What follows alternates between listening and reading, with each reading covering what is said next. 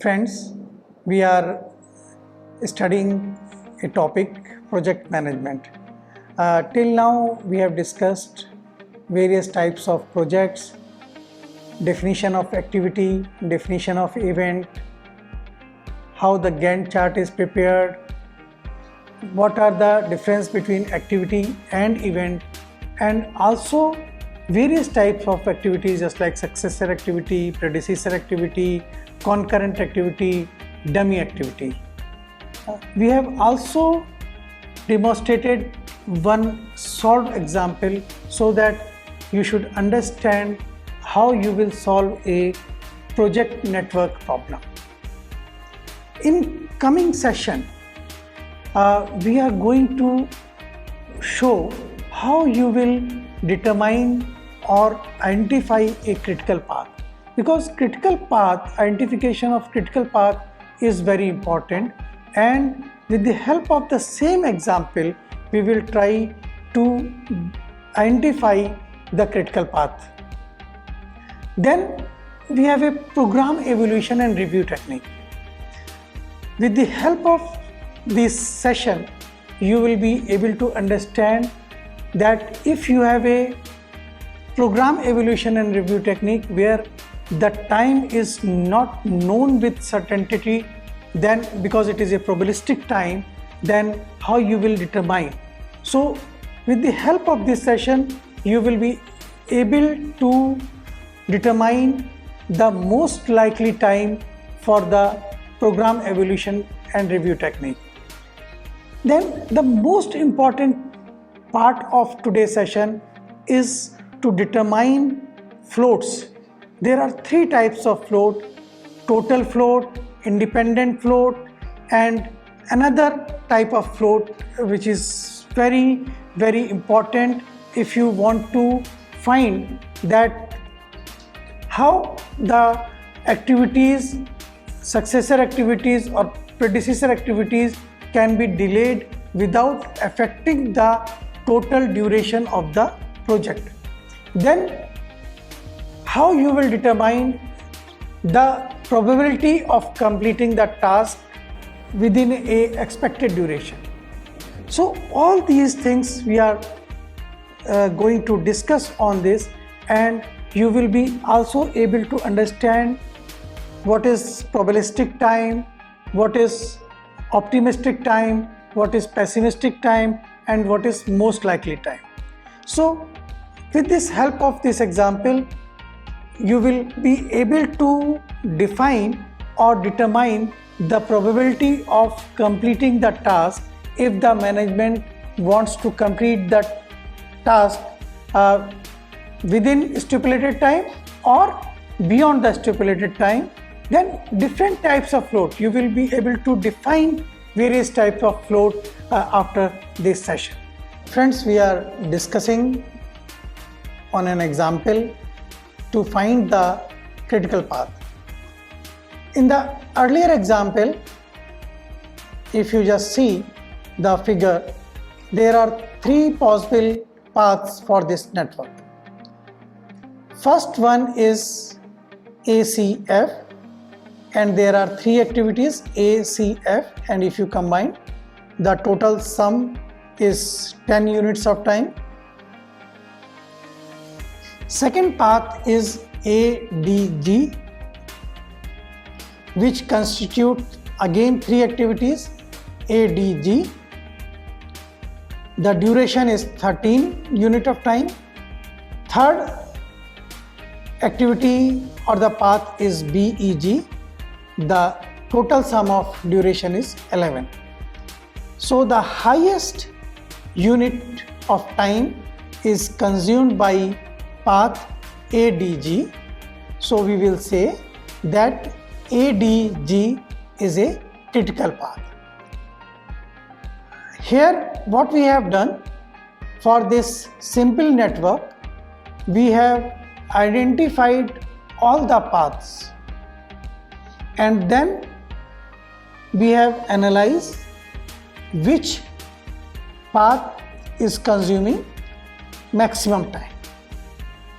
So it is a very simple example we have only 3 paths, but just analyze the situation when we have more than 20 activities, 50 activities or 100 activities. Then the whole analysis regarding the critical path becomes more complex and more tedious. Therefore, we used to take the help of the computer software for analyzing the part situation or the critical path method problems. One very important concept in the project management or the critical path is the forward pass, or the process which we adopt to find the earliest expected time. In the forward pass, we compute the earliest time an event can be expected to occur when in turn depends on the latest completion time of an activity terminating that point. Thus, the longest path in terms of the duration is the earliest expected time for that event to occur. In forward pass, we need to compute the earliest expected time for each of the event or activity which can be calculated. I have given one equation, that is ETJ means earliest expected time for jth event is equal to maximum of ETI plus DIJ. That we have to compare different cases and then we will find which is the maximum one.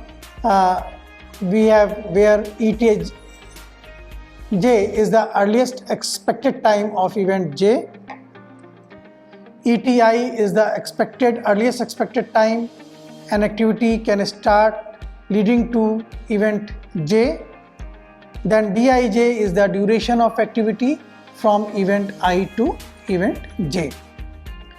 Now in this example we have seen from going from left to right is the forward pass.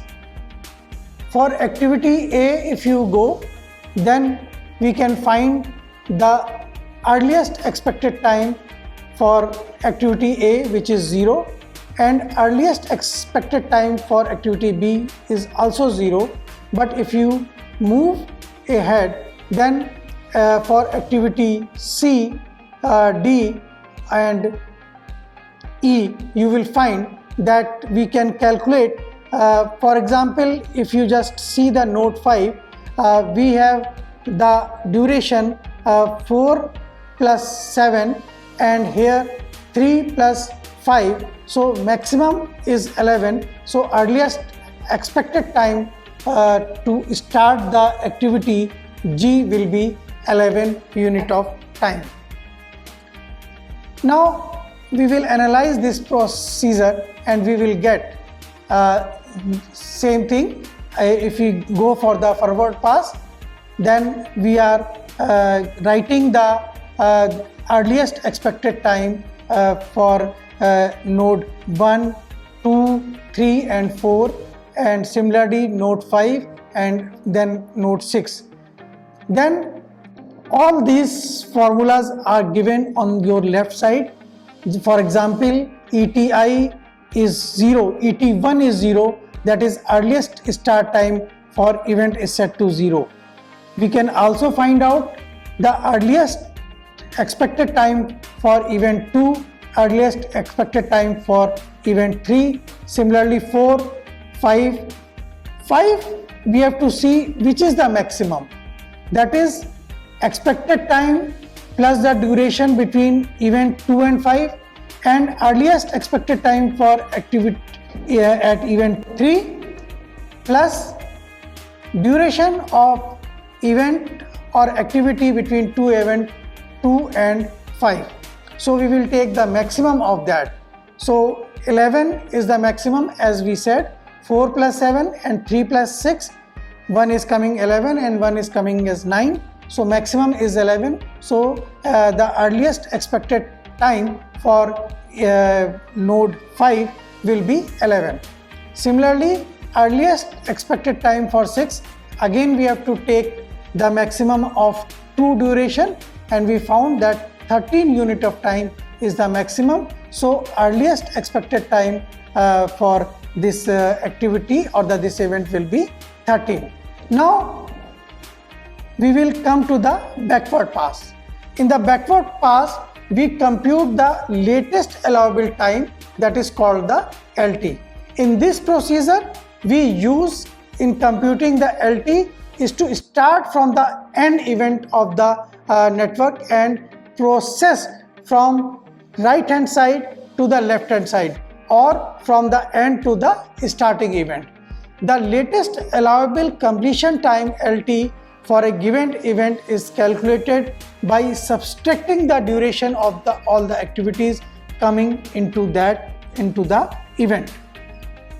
In case 2 or more activities start from an event, we must select the smaller of these or the minimum of that.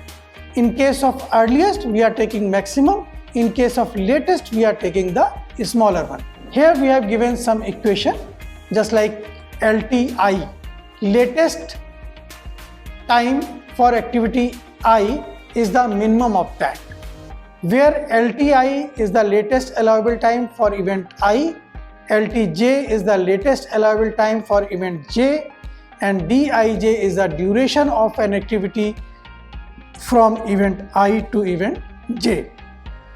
Minimum means we are taking minimum of that particular 2 time units. Now in this procedure, we are using the latest allowable time, and we will take the same example to find out that how we will begin from the end to find out the latest. And our expected completion time is the 13 weeks or the 13 unit of time, so we will start with that. But in that example, event 6 is the project completion, so it must occur no later than 13 weeks, or we have to complete the project by 13 weeks. So the LT for that is 13 weeks. If you just focus your attention on the right side, you will find that the latest time for the event 6 is 13, and if you just come from right hand side to left hand side and you subtract the duration of activity, you will be able to determine the latest time for each node. For example, if you just come to node 5, you will find by subtracting 13 minus 2, that is 11. Similarly, if you subtract the duration of activity between event 4 and 5, you will find the unit 9. So that is the, and here on the left side we have given the equations which will give you an idea that how we are calculating the time duration or latest time in the backward pass. Another very important concept is a float.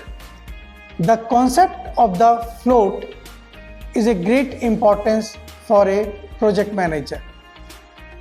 It is the time available for an activity in addition to its duration of time.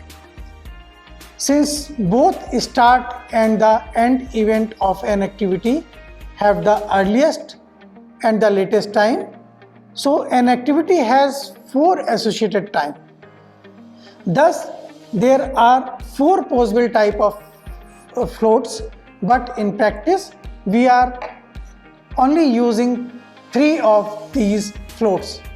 The first float is the total float, and it is defined as the time by which an activity may be delayed or extended without affecting the total project duration. Now this is computed in this way. that total float for activity ij is the latest time for activity j minus earliest time for I and the duration of activity between event I and j. And TF is the total float, LT J is the latest allowable time, ET is the earliest expected time, Dij is the time duration. Second is the free float. This is defined as the time by which an activity may be delayed or extended without delaying the starting of a succeeding activity. Here the free float is not like total float. In total float, we are more worried about the total project duration, while in free float, we are worrying about the succeeding activity. This is calculated as free float between Ij is equal to expected time for activity j minus expected time for activity I minus the duration of that activity. Here we have given, we have defined the each term. For example, Dij is the time duration for activity Ij.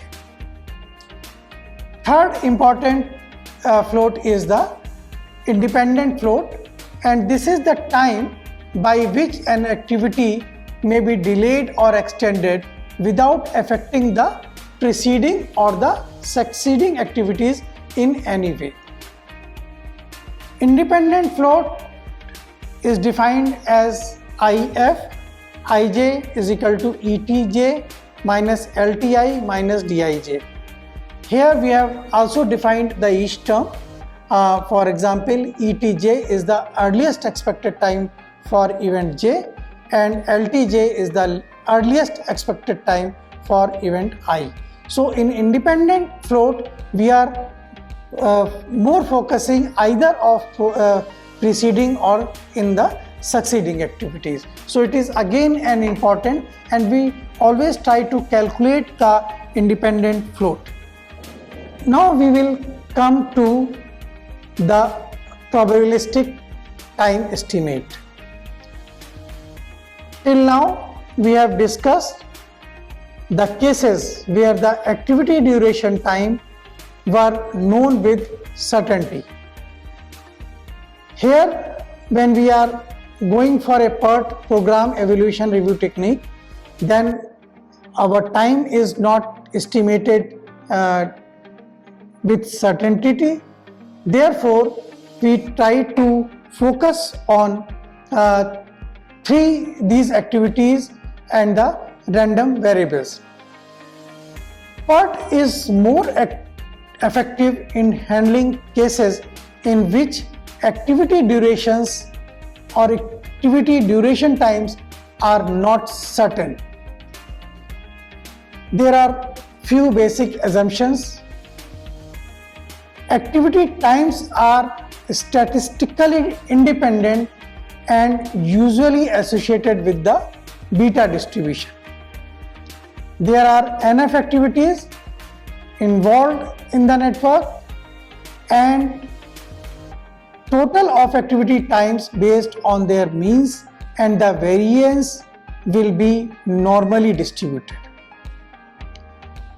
Three types of estimates are calculated for PERT, which are like optimistic time estimate. It is denoted by alphabet A in small. Most likely time estimate denoted by M. Then pessimistic time denoted by B. And these three time estimate takes the property of beta distribution, and A and B, we calculate the most expected time or the mean expected duration and the variance and of the duration. T expected is equal to A, that is pessimistic time plus 4m plus b divided by 6, and sigma square, or the sigma is the standard deviation, and the variance is the square of standard deviation, that is b minus a upon 6 ka whole square. Here I would like to say one thing for all my listeners, that you should not worry about the beta distribution and the normal distribution.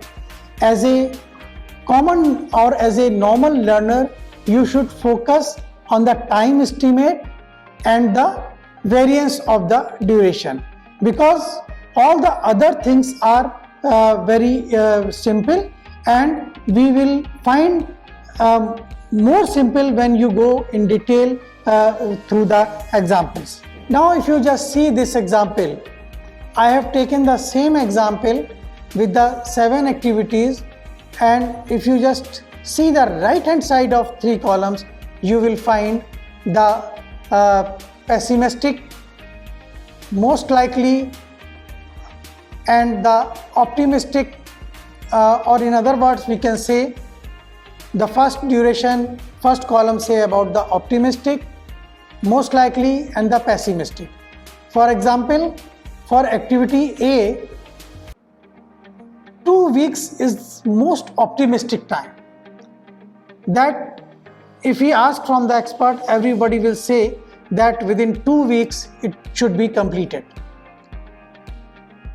In a pessimistic way, the expert will say there may be delay of this activity, this may delay in reaching the resource material, so take 10 weeks. So it is the most pessimistic opinion about the duration of the time, and the most likely is the 3. And if you calculate by the formula a plus 4m plus b upon 6, you will find it expected time for activity A. The same network diagram which we have drawn is displayed on the right side of the your screen.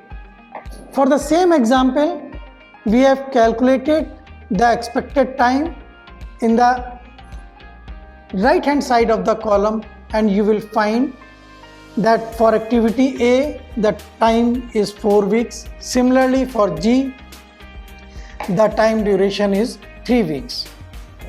In the present example,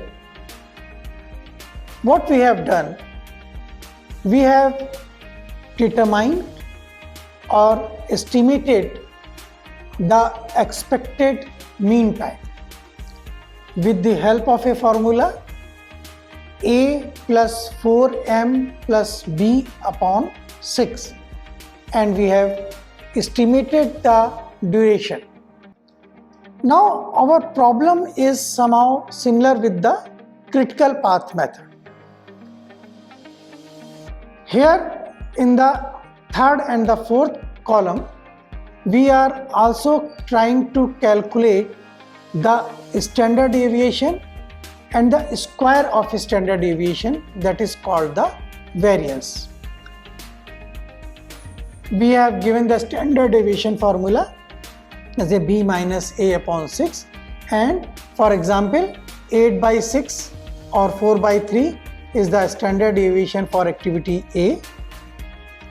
Similarly for variance, we are squaring it, so we are getting the 16 upon 9 is the variance. Now why we are finding it? Why we are finding standard deviation? Why we are finding variance? That we will tell you in the coming slides. Now what we have done, we have identified the 3 critical activities. First is A, second is D, and third is G. If I request you to recall the 3 critical paths, ADG has the maximum duration path, and hence we have given as a critical path for that particular network. we have taken the time A4, D7, G2. So total time duration will be the 13 weeks. Standard deviation we have calculated. Then we have also calculated the variance, which is 15 by 9. Here we have also calculated the standard deviation, which is coming as under root of 50 by 9, that is 2.357. Now we will tell you why we are calculating the standard deviation and the variance. Sometimes the management of the company would also like to know the probability of completing the project by a particular time or particular date. This is a common nature of any management. If I say that the total project duration is 13 weeks, they will say, why not in 11 weeks? Why not in 9 weeks?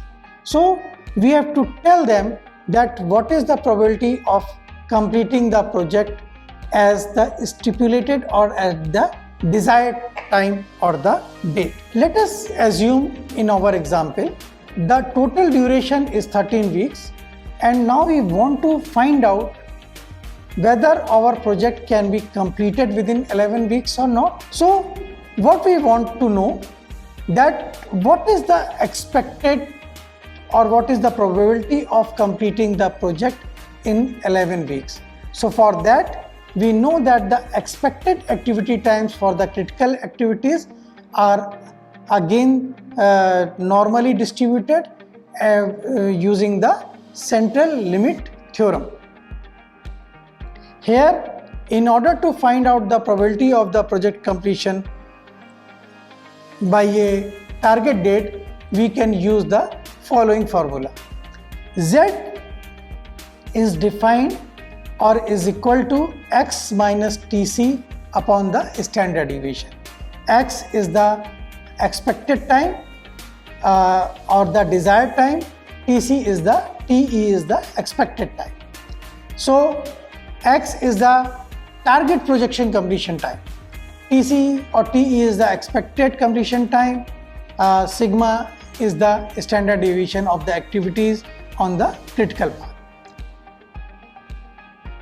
We have given target project completion time is equal to 11 weeks, expected project completion time is 13 weeks, standard deviation is 2.357. So we will calculate the Z and we find that the value is 0.85.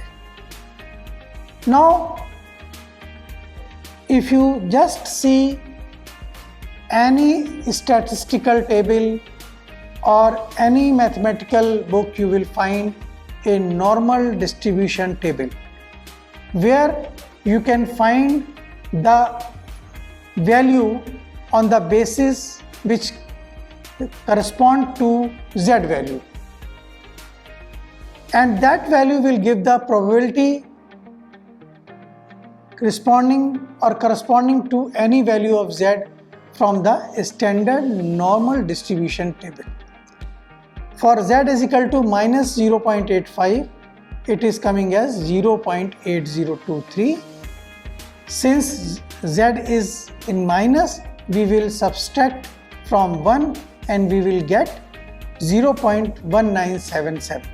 That means the probability of completing the project within 11 weeks is only 19.77%.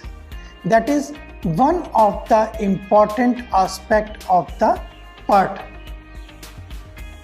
Again, if we want to know what is the probability of completing the project in 16 weeks. Now the desired or the completion time is more than the expected time. Again we will use the same formula. X is equal to 16 and Tc is 13, Z or sigma is 2.357 and we will get the value of Z as 1.27.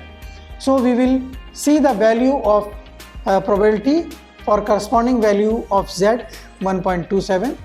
We will find the value is 0.8980 since it is positive, so we are not subtracting from 1, and we find that probability is 89.8%, which is a high probability as compared to 11 weeks when the desired by the management of the company. Another important aspect in the project management is the cost trade-off.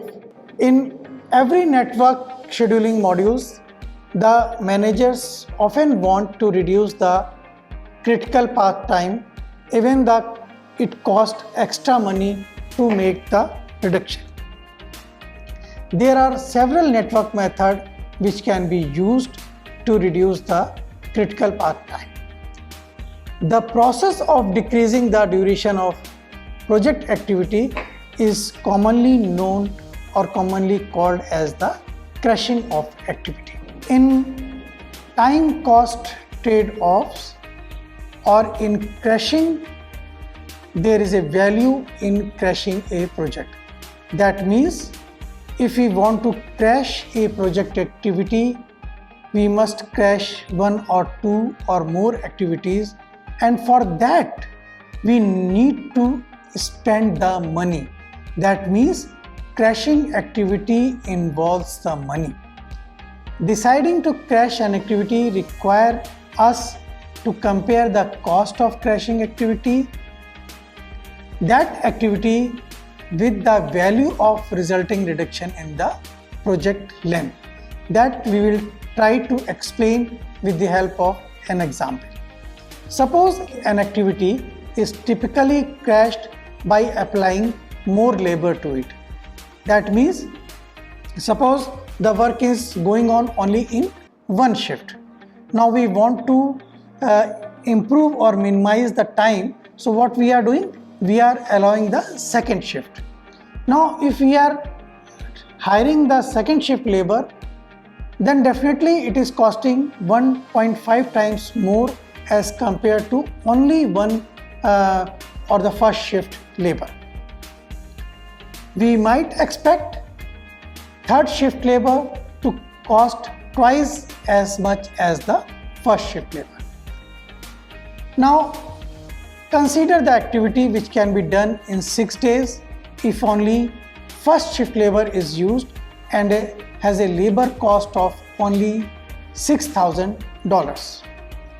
If we allow the use of second shift labor, the work 2 shifts per day, the activity can be done in 3 days for the cost of $7,500.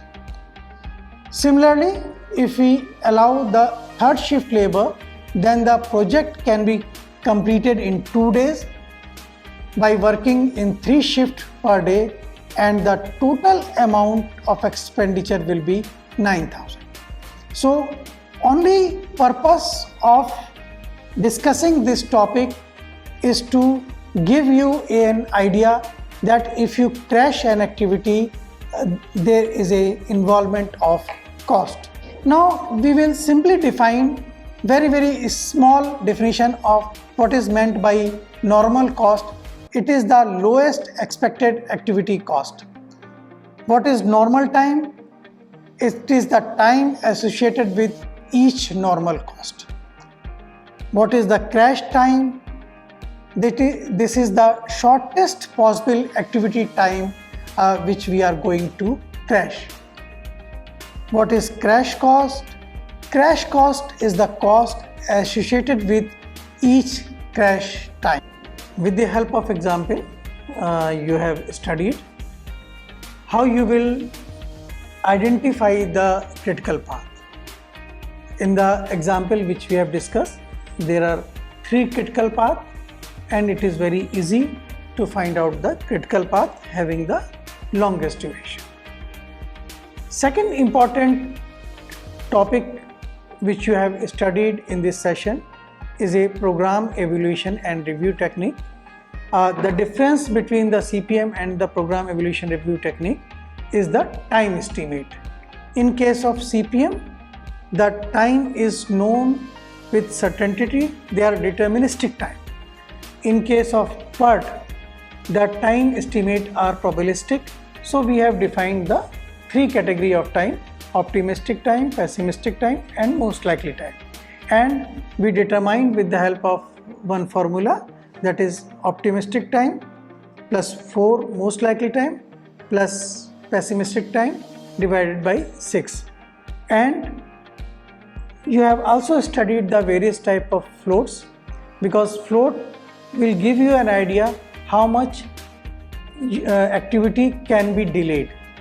Then another important time which we have discussed is to determine the probability of completing the project before time or after time duration. So all these different subtopics will help you to understand the project management very nicely, and I hope that you have understood with all these sessions about the project management. In case of any difficulty, you are always welcome to reach me with the help of my email, which is given at the dashboard, that is ashish@ignou.ac.in.